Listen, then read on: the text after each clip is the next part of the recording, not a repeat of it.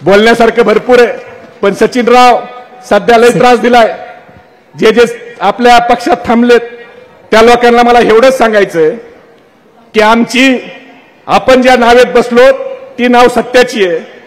ती हलल डुलल डगमगल पण ती कधी बुडणार नाही, कारण ती सत्याची नाव आहे. आणि एक गोष्ट लक्षात ठेवा, टाकीचे घाव सोसल्याशिवाय देव पण येत नाही. ही आमच्याकडे मन प्रचलित आहे.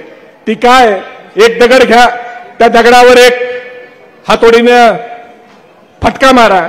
जी कपची असते, जो फुगरीत भाग असतो, तो सगळ्यात अगोदर बाहेर येतो आणि तो बाहेर आलेला भाग आपण मंदिराच्या बाहेर चप्पल सोडायला वापरतो.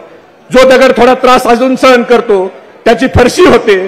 ती फरशी आपण मंदिराच्या परिसरामध्ये त्या ठिकाणी लावतो आणि ज्या दगडाची मूर्ती होते त्या दगडाला टाकीनं छन्नीनं हातोड्यानं त्या ठिकाणी घाव सहन करावा लागतात आणि मग त्याची मूर्ती होते आणि मग लोक त्याच्या समोर नतमस्तक होतात.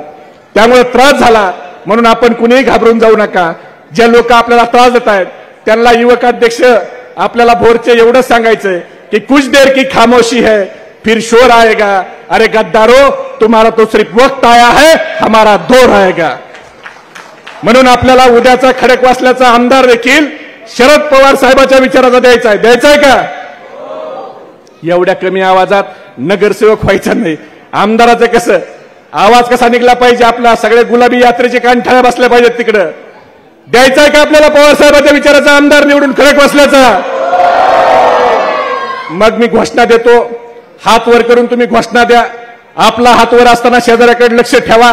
ज्याचा हात खाली आहे समजून घ्या विरोधी पार्टीचा खबरे आपलं काय चाललंय ऐकायला आलाय. छत्रपती शिवाजी महाराज की तुमचं आमचं नातं काय? पवार साहब तुम आगे पढ़ो, देश के नेता कैसा हो? जयंत पाटिल साहब तुम आगे बढ़ो, सुप्रिया ताई तुम आगे बढ़ो, अरे कोल्हे साहब तुम आगे बढ़ो. धन्यवाद. जय हिंद, जय महाराष्ट्र, जय राष्ट्रवादी.